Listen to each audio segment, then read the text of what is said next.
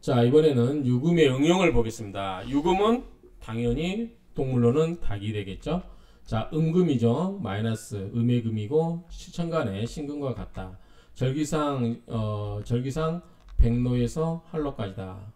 백로 다음에 추분입니다. 추분까지 추분이며 할로전이다. 할로전까지다 그럴까요?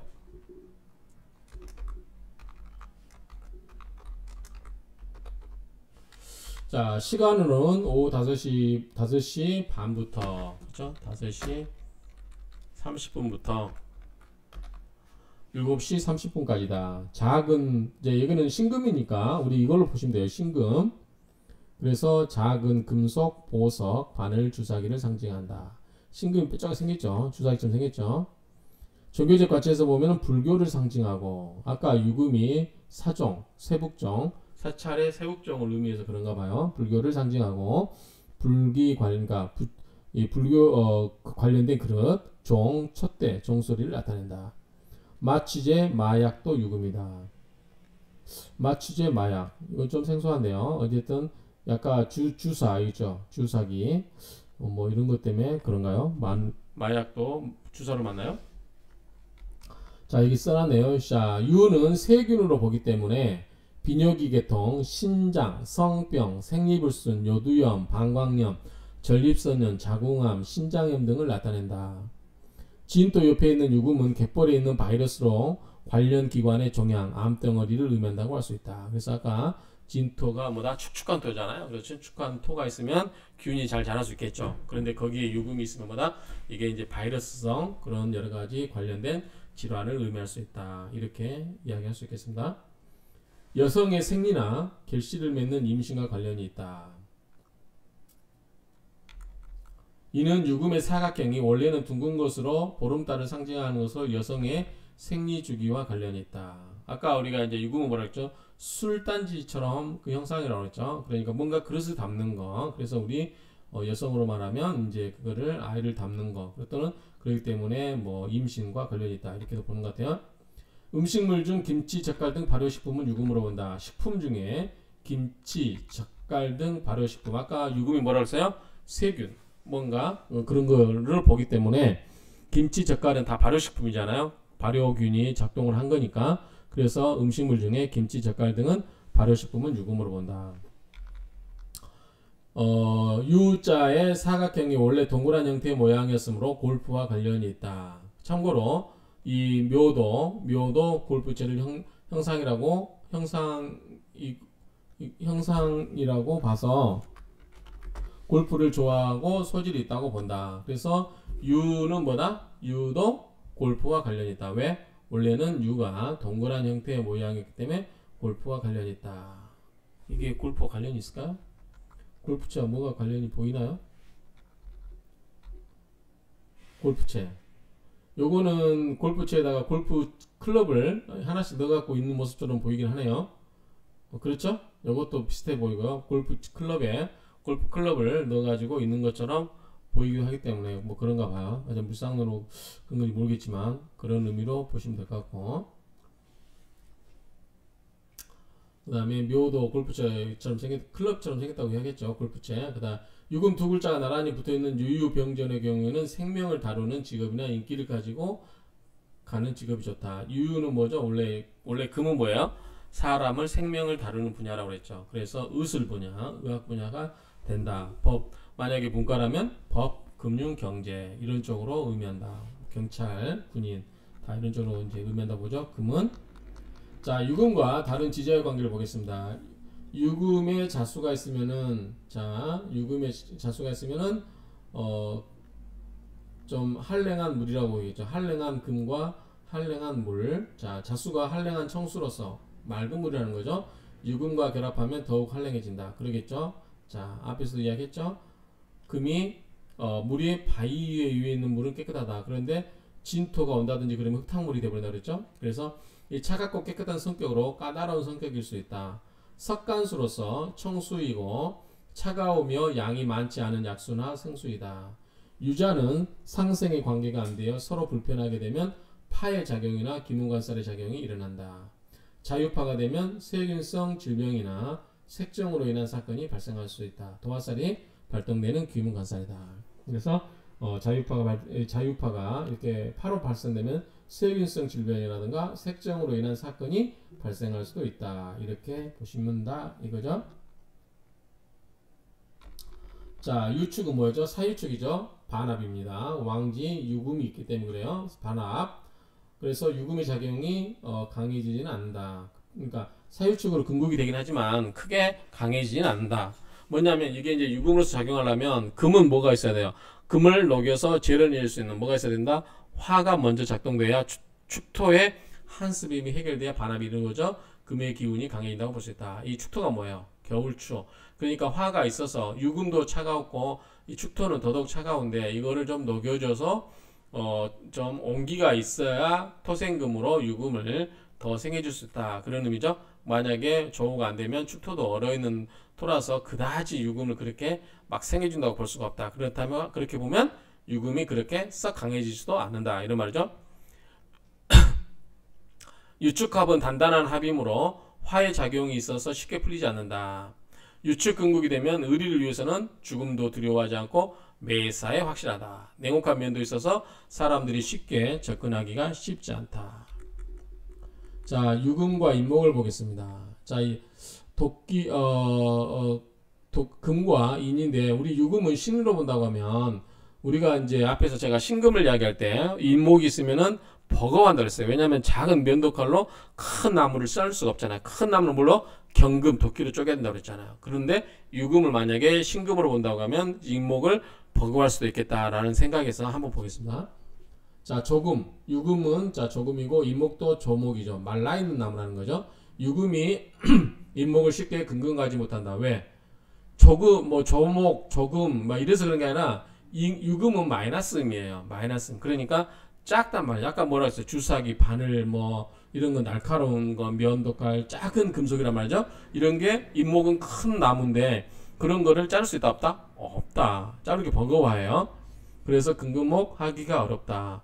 조금과 조목의 다툼이므로 이거는 혼동할 수 있기 때문에 그냥 참고만 하세요. 유금도 조금이고 인목도 조금이지만 이래서 쉽게 근근목이 안 되는 게 아니라 이 유금이 작고 인목이 크기 때문에 그렇다. 이렇게 이해를 하셔야 돼요.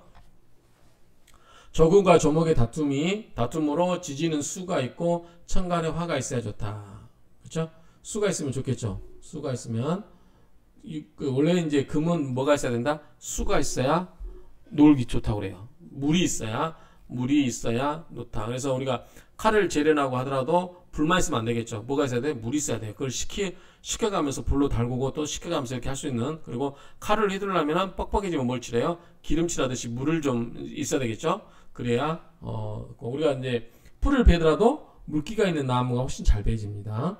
그렇게 이해하시면 돼요. 그래서 수가 있고 천간에 화가 있어야 좋다. 화가 있는 것은 여기 유금이나 인목에는 다 좋겠죠. 조우가 안 되면 원지살이나 기문관살이 작용되어 반복을 좋아한다. 자, 묘유충이죠. 묘유충. 유금과 작은 칼과 작은 나무요. 이거는 신금과 을목의 관계로 보면 돼요. 그러니까 묘유충으로 묘목이 일방적으로 다친다. 그렇죠? 이때는 날카로우니까 작은 면도칼로, 예리한 면도칼로 그 꽃에 이렇게 꺾어버린다든지 자를 수가 있겠죠. 그래서 굉장히 일방적으로 다칠 수 있다. 이 경우 화가 있으면 유금의 극이 완화된다. 왜냐하면 화극금으로 유금을 좀 약간 제어를 하면 쉽게 모목을 자르지 못하겠죠. 자, 진유 합금이죠. 자, 진유 유금과 진토는 진유 합금으로 사사로운 결합인 육합이다. 그러나 진토에 의해서 유금이 매금될 수 있어서 제어 역할을 못하므로 수나 화가 있어야 제 역할을 한다. 자, 진토 속에 유금이 뭐예요? 유금은 작은 바늘 그런 거니까 바늘이 흙 속에 빠지면 찾기 힘들죠. 그런 것처럼 매금되어 버릴 수 있기 때문에 제 역할을 못할 건데 이럴 때 수가 있거나 화가 있어야 제 역할이 가능하다. 화가 있어야 찾을 수도 있고 그 다음에 진토가 좀 역할을 잘할 수도 있겠죠. 자, 진유는 죽은 닭, 통닭, 흙에 묻힌 기금속이 된다. 우리가 여러분 닭, 그 오리 같은 거 있잖아요. 진흙구이 진흙구이. 그러니까 유가 닭이고 진토가 이제 흙이기 때문에 이게 좀 뭐죠? 이게 싸가지고 흙으로 싸가지고 이제 하는 것처럼 생각이 될 수 있겠죠. 그래서 진유는 죽은 닭, 통닭, 흙에 묻힌 귀금속이 된다. 진술충이 되어야 유금이 제 역할을 할 수 있으므로 술토와 인연이 깊다. 진술충이 되면 뭐예요? 땅이 갈아엎어지는 거예요. 땅이 갈아엎어져야 우리가 쟁기로 뭐예요? 쟁기로 땅을 갈아엎죠. 또는 관리기로 땅을 다 갈아엎잖아요. 뭐 씨앗을 심기 위해서는 그게 이제 씨앗이 뿌리를 내리기 쉽게 할 수도 있어요. 땅이 너무 딱딱하면 씨가 못 내리겠죠. 뿌리가 땅이 부드럽게 하면서 또 뭐 하냐면 공기를 넣어주는 거예요. 공기 속에다 땅 속에다가 그 역할을 하기 때문에 씨앗이 잘 자랄 수 있게 해주는 거예요. 그래서 진토는 술토가 있으면 충을 해서 아까 앞에서 이야기했지만 반드시 충을 나쁘게 볼 필요가 없다. 충이 있어야 변화가 있다. 개혁이 있다. 이렇게 보시면 돼요. 그러니까 진술충이 있어주면 땅에 갈아엎어진 효과가 있어서 바람도 들어가고 좋다. 이렇게 보시면 되죠. 그래서 술토가 인연이 있다. 이런 의미로 보시면 되고 사유축 금국이죠. 사유 반합입니다. 사화는 유금을 극하는 것이 아니라 금을 자극하여 금의 역할을 잘하게 하여 금수행수의 역할을 하게 한다. 자, 원래는 이렇게 보면 화가 유금을 그래야죠. 화극금으로. 그런데 그렇게 볼 게 아니라 사유축 금국으로 하기 때문에 사화가 뭘로 가는 거죠? 금으로 변하는 거예요. 금의 성분으로 변할 수 있다. 그러니까 금의 세력이 더 강하게 갈 수 있다는 거죠. 그래서 금을 자극하여 금의 역할을 잘하게 할 수 있다. 그 말이죠. 자, 오는 뭐죠? 화죠. 그러면 화극금이 되겠죠. 그래서 화의 자극을 받은 것이 좋은데 사화처럼 순하지 않고 상처를 입힌다. 오화는요.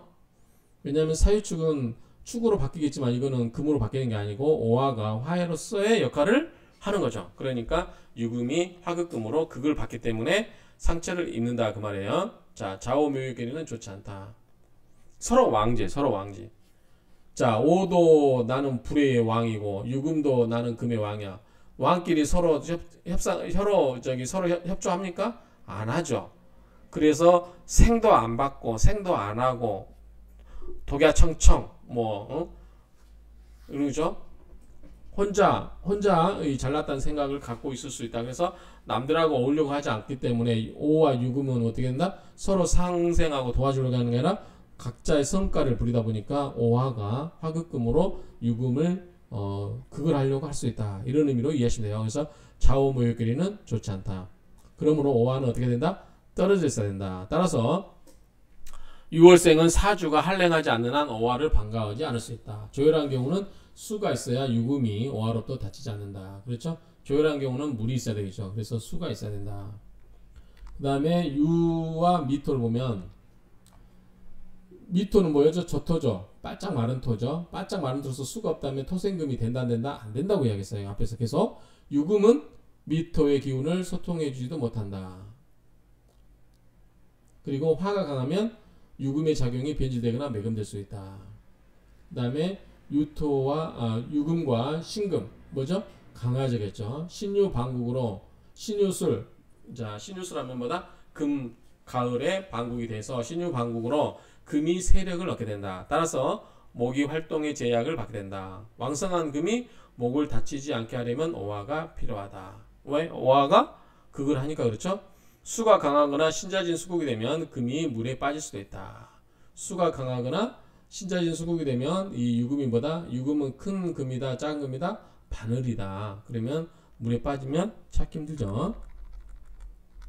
자, 유금과 유금이 만나면 금이 기운이 왕해지겠죠. 그래서 왕은 금 기운의 작용이 너무 지나치게 된다. 두 왕끼리는 화하지 못하고 서로 잘난 거니까요. 분리작용을 하거나 잘난 척하거나 모난 현상에 대해서 유휴자영이 될 수 있다. 칼이나 연장 등으로 다치거나 수술 또는 수족이 절단, 질병에 시달릴 수 있고 전염성 세균을 조심해야 된다. 유금과 유금은 각자가 왕이기 때문에 서로 힘을 합쳐서 뭔가를 하려고 하지 않는다. 그러다 보니까 서로 잘난 척하고 서로 다투고 하다 보니까 여러 가지의 문제가 발생할 수 있다. 이런 의미로 우리가 이해를 하면 되겠죠. 자, 유술, 신유술이죠. 그러면 뭐다? 방국이죠. 유술, 방국이 이루어지나 술토가 유금을 가두어 매급하는 현상이 될 수 있다. 술토도 조토죠. 즉 유금의 입장에서는 고독해지는 상황이 될 수 있다. 유술에는 가까운 사이에 비신이나 소원해지는 상황이 발생할 수 있다. 중상모략이나 가산을 타결하기 쉽다. 이런 것을 방지하려면 목의 술토를 극제해줘야 된다.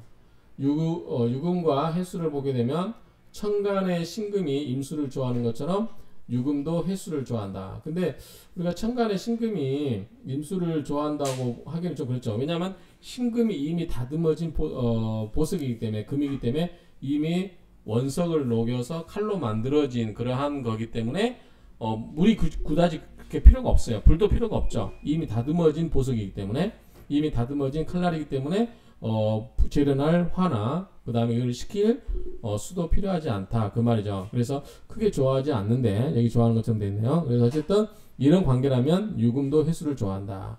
해중의 임수. 자, 해중의 임수. 임수와 간목이 있어서 영야다. 자, 해중은 뭐죠? 해중은 해무, 갑, 해무, 갑임이거든요. 그래서 해 속에는 무토가 있고 간목이 있고 임수가 있어요. 그러면은 유금 입장에서는 수생목이죠.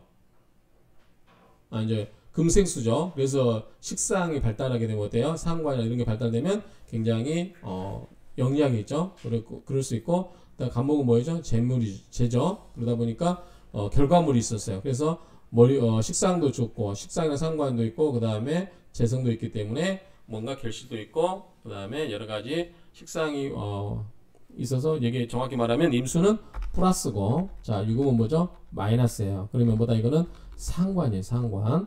그래서 상관이기 때문에 좀 독특하게 튄다고 그랬죠. 상관은 그런 의미로 보면 된다. 그래서 그러나 수기가 강하면 금침수저가 될 수 있다. 수기가 강하면 물속에 금이 가라앉는 꼴이 되죠. 바늘이 물속에 빠지면 찾기 힘들죠. 그래서 금침수저는 금이 가라앉아서 물 밑에 가라앉는다. 이런 말로 앞에서 한번 제가 한자로 썼었죠. 그거 참조하시면 될 것 같습니다. 그래서 이런 유금은 각 지지와의 관계를 이런 식으로 정의를 하면 될 것 같습니다. 이상으로 유금에 관해서 이 다른 지지와의 결합 관계를 마치도록 하겠습니다.